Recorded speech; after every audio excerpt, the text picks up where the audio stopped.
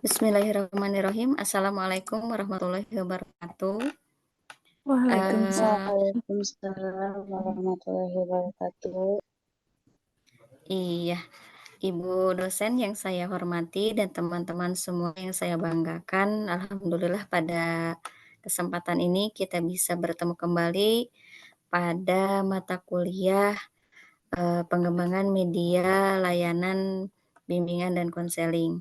Dan kami, khususnya saya di sini sebagai moderator dari, kelompok 4, yang akan membahas mengenai pengembangan bahan ajar, yaitu urgensi media dalam layanan BK.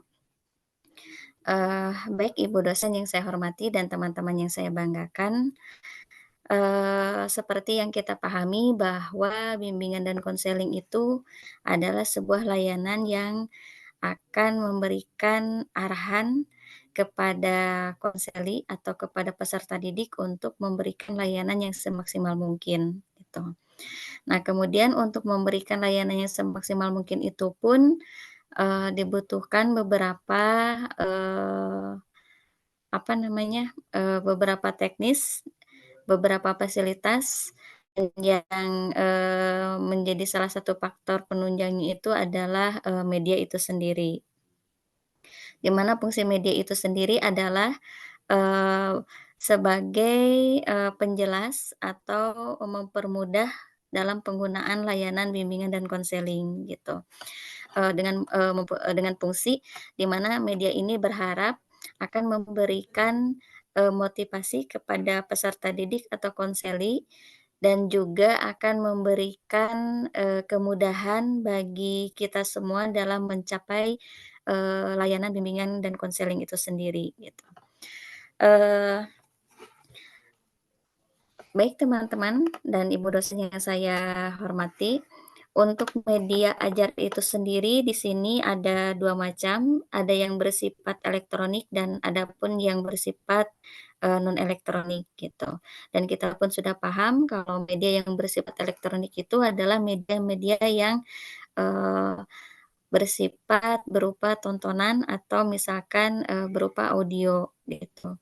Sementara media yang bersifat non-elektronik itu biasanya berupa buklet, buku, atau alat peraga, atau sesuatu yang tidak bergerak. Nah, untuk mendapatkan bayangan lebih mudahnya lagi, mungkin, teman-teman dari kelompok 4 di sini akan menjelaskan, beberapa rincian mengenai media itu sendiri yang, digunakan dalam layanan bimbingan dan konseling.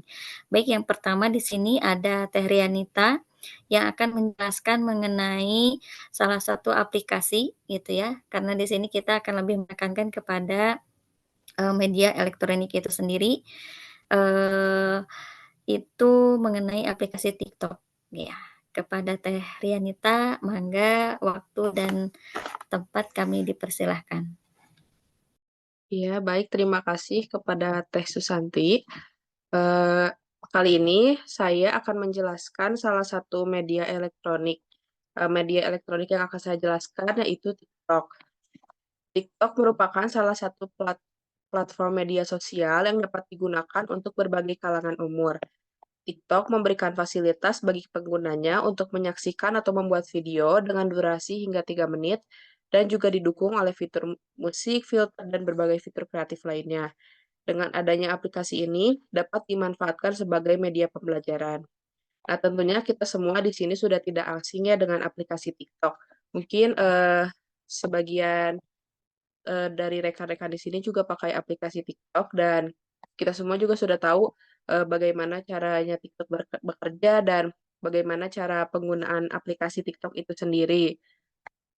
Nah, di sini TikTok ini dapat dimanfaatkan sebagai media belajar. Kenapa? Nah, di sini terdapat ada beberapa manfaatnya. Yang pertama itu TikTok dapat mengasah kreativitas sehingga dapat membantu pengguna untuk menuangkan cara berekspresi. Eee, Lalu yang kedua, dapat menuangkan media pembelajaran dengan pesan singkat dari video dengan cara yang tidak menjenuhkan. Dan yang ketiga, dapat menarik perhatian siswa untuk proses pembelajaran. Nah, bedanya aplikasi TikTok dengan aplikasi lainnya seperti YouTube ini, TikTok ini rata-rata videonya pendek dan itu tuh membuat siswa untuk nonton videonya itu tidak bosan ya, karena videonya pendek-pendek dan juga biasanya, dibarengi dengan ada fitur musik, lalu, ada gambar-gambar yang menarik perhatian siswa, sehingga siswa juga ketika melihat video tersebut, tidak akan jenuh menontonnya. Nah, lalu di sini manfaat TikTok untuk layanan bimbingan konseling. Penggunaan media TikTok sebagai layanan dalam bimbingan konseling ini tentunya memiliki manfaat. Hal ini sesuai dengan pendapat dari Kem dan Dayton bahwa penggunaan media dalam pembelajaran atau layanan dapat memperlancar interaksi dengan siswa sehingga lebih efektif dan efisien. Selain itu, terdapat manfaat lainnya seperti materi yang disampaikan seragam, proses pemberian layanan menjadi lebih jelas dan menarik, belajar lebih interaktif, efisiensi waktu dan tenaga, meningkatkan kualitas hasil belajar siswa, penggunaan media dapat dilakukan atau diakses di mana saja dan kapan saja, menumbuhkan sikap positif siswa selama proses belajar, dan juga guru menjadi lebih produktif. Mungkin sekian dari saya kembalikan lagi kepada Teh Susanti. Terima kasih. Baik, terima kasih kepada Teh Renita yang sudah menjelaskan, mengenai aplikasi TikTok itu sendiri. Kemudian yang selanjutnya akan dijelaskan, oleh Teh Sasa itu mengenai aplikasi Powtoon. Ya, Ya, mangga Teh Sasa. baik. Terima kasih sebelumnya kepada moderator. Nah, sebelum kita memasuki pengertian aplikasi Powtoon, saya akan sedikit menjelaskan ya. Jadi, sebagai usaha membangun dan memperjelas proses pendidikan itu, bagaimana sih cara membangun dan memperjelas proses pendidikan yang mampu menghasilkan SDM yang berkualitas itu. Nah, jadi sekolah itu kan sebagai lembaga pendidikan itu perlu membangun proses kegiatan pembelajarannya atau instruksionalnya. Nah, menurut Mas Wan dan Muslimin, menyarankan agar proses pembelajaran ini mencapai hasil yang diinginkan. Nah, maka dari itu, proses penyampaian materi dan sumber-sumber belajar itu perlu diberikan sejelas mungkin. Sehingga apa? Sehingga ditangkap dan diterima oleh siswa didik dengan mudah dan jelas. Nah, oleh karena itu, hal tersebut itu diperlukan alat bantu yang disebut dengan media atau alat pembelajaran. Di sini juga ada menurut Robert. Nah, media pembelajaran adalah segala sesuatu yang dapat digunakan untuk menyampaikan pesan pembelajaran. Nah, beberapa ahli pendidikan juga mengelompokkan media pembelajaran itu ke dalam beberapa kategori. Yang pertama itu ada media display seperti papan tulis, buletin, lalu ada papan panel, dan lain-lain. Yang kedua itu ada media audio kayak kaset, CD, kaset MP3, lalu ada media audio visual seperti video, film gerak, lalu ada media visual yang diproyeksikan seperti OHT atau OHP. Ada juga LCD dan lain-lainnya. Nah, selanjutnya kita akan mengulik ke belakang ya. Dulu kan itu sistem pembelajaran itu di masa pandemi itu memberikan dampak kan pada seluruh aktivitas belajar mengajar, termasuk ke bimbingan dan konseling. Nah, kita juga akan belajar secara online ya dari semester berapa gitu. Selain ada dampak pandemi juga emang kita kelas karyawan.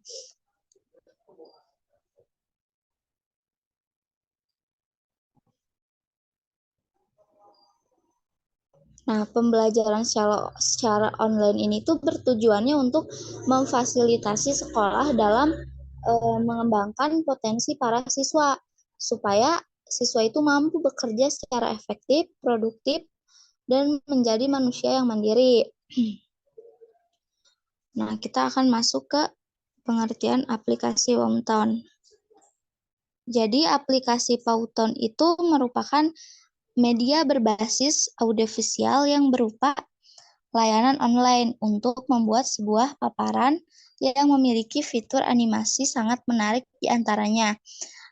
Ada apa aja ya? Animasi tulisan tangan, animasi kartun, dan efek transisi yang lebih hidup serta pengaturan timeline yang sangat mudah. Menurut Rosianti et al. Pada 2020. Boleh Teh, next selanjutnya.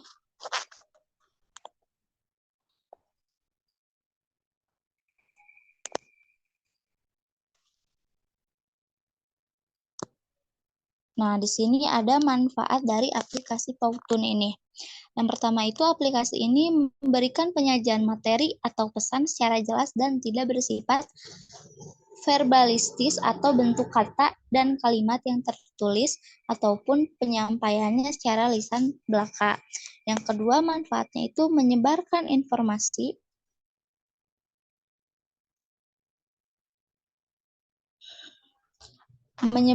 informasi terkait proses belajar, himbauan maupun peringatan. Ada juga pengumuman yang bermanfaat bagi para siswa berupa video animasi yang dapat diakses secara online maupun media online seperti YouTube channel. Gitu. Boleh next selanjutnya Teh.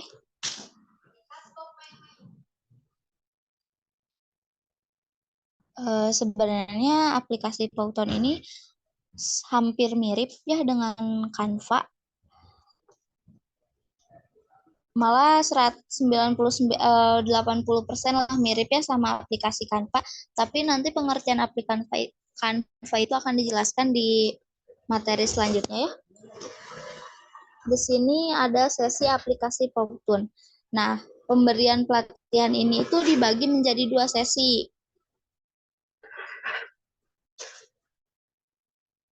Sebentar. Menjadi dibagi 2 sesi workshop dan sesi konsultasi. Nah, pada sesi workshop ini, sebentar ya.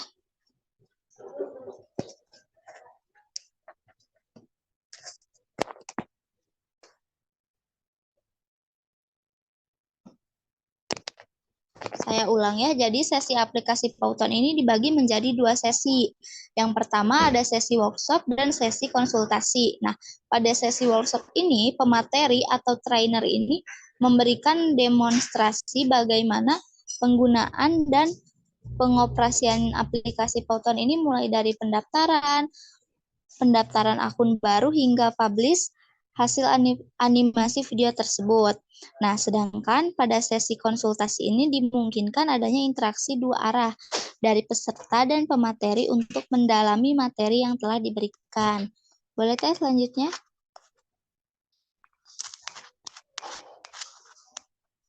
Nah, di sini ada aplikasi Canva yang akan dijelaskan oleh pemateri berikutnya. Terima kasih.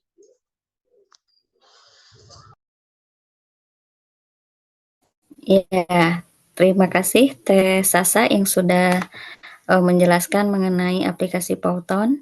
Dan selanjutnya aplikasi Canva yang akan dijelaskan Teh Fauzia. Mangga Teh Fauzia. Baik, terima kasih Teh Susanti.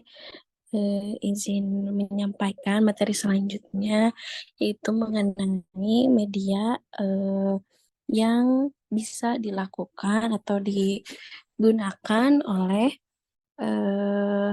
konselor atau oleh guru layanan bimbingan konseling. Nah, tentunya dalam media atau layanan bimbingan konseling itu tentunya banyak ya, tadi sudah dijelaskan juga ada yang elektronik atau non elektronik. Nah, salah satunya adalah media yang elektronik yaitu Canva.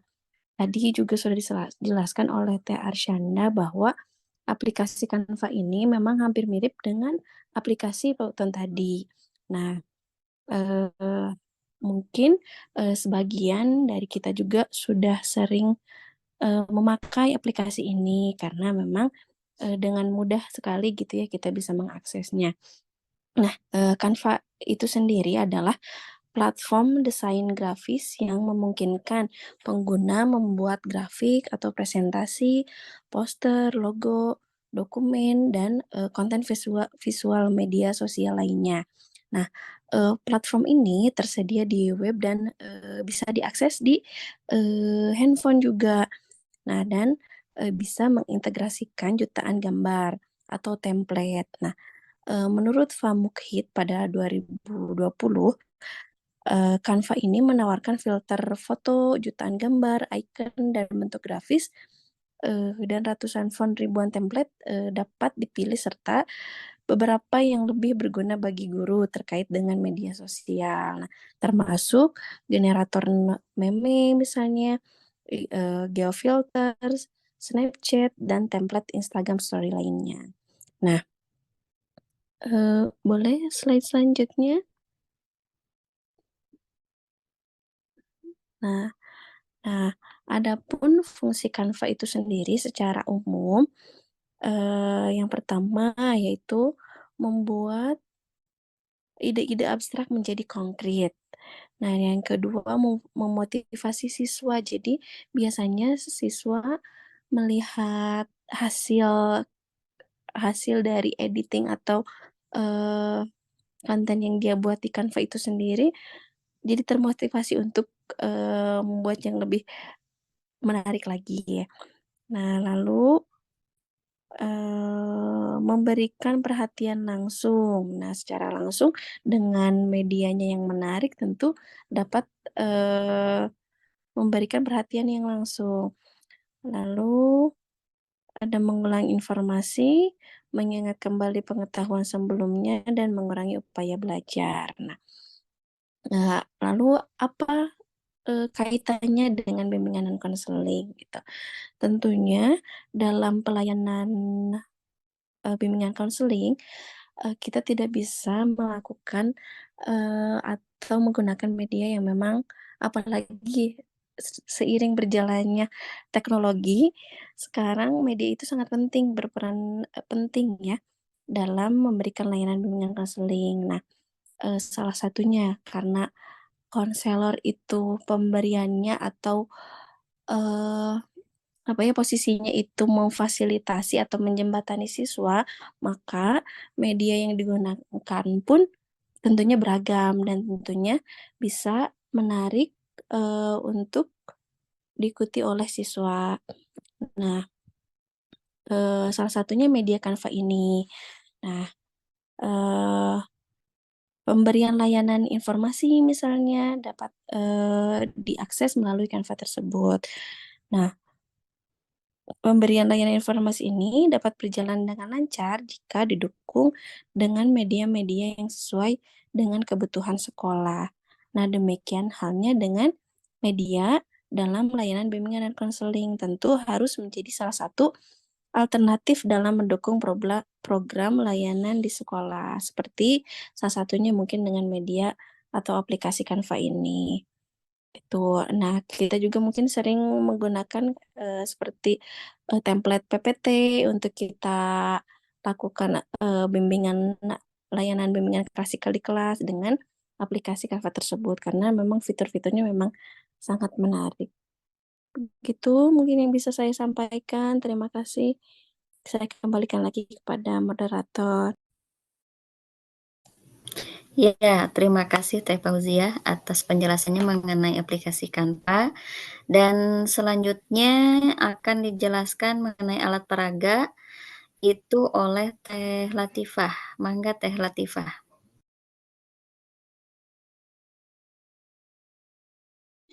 Baik, terima kasih Teh Susan. Untuk selanjutnya ada terkait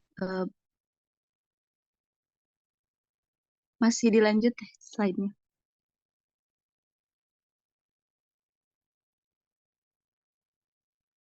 Yang alat peraga.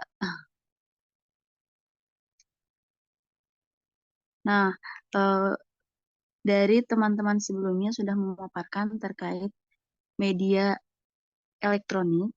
Untuk yang sekarang itu terkait non elektronik. Salah satunya adalah alat peraga.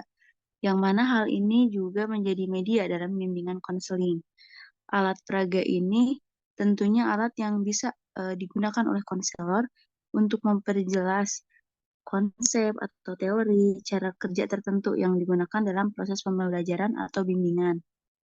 Dalam buku panduan operasional bimbingan dan konseling, dipaparkan bahwa pengembangan media bimbingan konseling merupakan usaha yang kreatif dan inovatif guru BK atau konselor untuk menghasilkan produk yang mampu menjembatani penyampaian pesan bimbingan dan konseling, sehingga akan merangsang pikiran, perasaan, perhatian, dan kemauan peserta didik atau konseli gitu. Jadi proses dalam konseling akan lebih interaktif. Nah, kemudian ada juga manfaat alat peraga dalam layanan bimbingan dan konseling pada slide selanjutnya.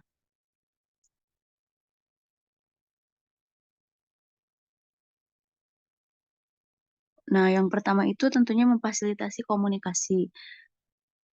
Kemudian ada juga mempermudah pemahaman karena dalam proses konseling akan lebih menarik dan menyenangkan ketika ada alat peraga gitu. Kemudian juga proses konseling tidak menjadi kaku. Bisa juga meningkatkan partisipasi karena lebih aktif dan kreatif peserta didiknya. Kemudian mengatasi hambatan bahasa atau keterbatasan kognitif karena bentuknya bisa lebih tereksplorasi gitu. Ada dengan bentuk permainan, ada bentuk puzzle, dan banyak lagi gitu.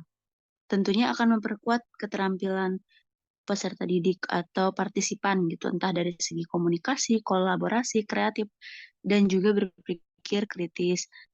Selanjutnya meningkatkan retensi informasi, kemudian mengurangi kecemasan atau stres juga karena lebih rileks prosesnya, tidak kaku gitu.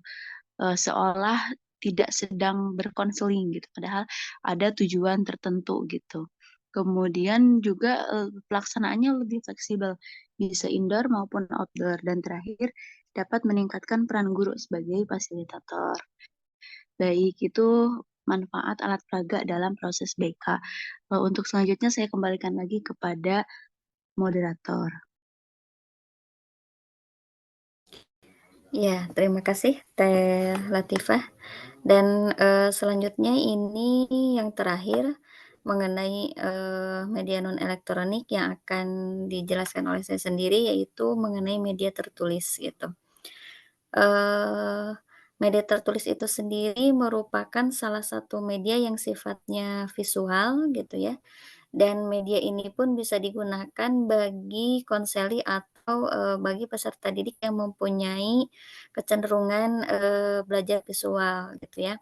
Di mana apa namanya, media visual di sini itu adalah media yang hanya melibatkan kepada panca indera saja gitu ya, atau maaf, hanya menggunakan indera penglihatan saja gitu ya, tidak mengandung unsur suara gitu.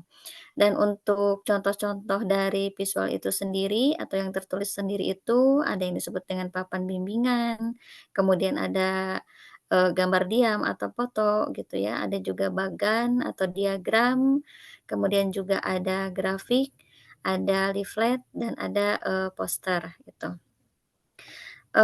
Kemudian slide selanjutnya Teh. Fungsi dari media tertulis itu sendiri, ini menurut Levi dan Lenz, itu ada 4 fungsi. Yang pertama atensi, di mana media tertulis itu merupakan inti yang menarik atau mengarahkan perhatian siswa untuk berkonsentrasi kepada isi pelajaran yang berkaitan dengan makna visual yang ditampilkan atau menyertai teks mata pelajaran, tuh. Kemudian fungsi berikutnya yaitu ada fungsi efektif yang dapat terlihat dari tingkat kenikmatan siswa ketika belajar atau membaca teks yang bergambar. Kemudian juga ada fungsi kognitif, di mana media visual di sini terlihat dari temuan-temuan penelitian yang mengungkapkan bahwa lambang visual atau gambar itu akan memperlancar pencapaian tujuan gitu ya, karena itu akan lebih mudah diingat gitu. Kemudian yang terakhir itu ada fungsi kompensatoris, yaitu akan terlihat kepada pengorganisasian informasi dalam teks dan mengingatnya kembali, gitu. Dan yang slide berikutnya itu mengenai manfaat media tertulis itu sendiri, gitu. Jelas bahwa media itu tadi di awal sudah dijelaskan ya, bahwa media itu berfungsi sebagai memperlancar atau mempermudah menyampaikan tujuan pembelajaran dari guru atau di sini itu adalah konselor kepada peserta didik atau konseling gitu. Dan, manfaat dari media tertulis itu yang pertama adalah memperjelas pesan agar tidak, verbalistik gitu ya, kemudian mengatasi keterbatasan ruang, waktu, juga tenaga dan daya indera, kemudian menimbulkan motivasi kepada siswa, kemudian juga, memberikan rangsangan untuk menyamakan pengalaman dan menimbulkan, persepsi yang sama. Kemudian proses layanan bimbingan konseling pun akan lebih menarik gitu ya, dan lebih interaktif, dan yang paling utama itu adalah kualitas dari layanan bimbingan konseling itu sendiri dapat ditingkatkan, eee, dan yang paling utama ini adalah sebagai salah satu, fasilitas kita untuk bisa mencapai tujuan dari layanan bimbingan konseling itu sendiri, gitu. Nah, baik Bu dosen dan teman-teman, itu mungkin pemaparan dari kelompok kami, kelompok 4, mengenai, urgensi media dalam layanan bimbingan konseling gitu ya. Mohon maaf apabila ada kesalahan, mudah-mudahan kita semua bisa mengambil, materi ini dengan baik dan bisa menerapkan dalam proses layanan bimbingan dan konseling dalam kehidupan, sehari-hari kita. Itu saja mungkin yang dapat kami sampaikan. Terima kasih.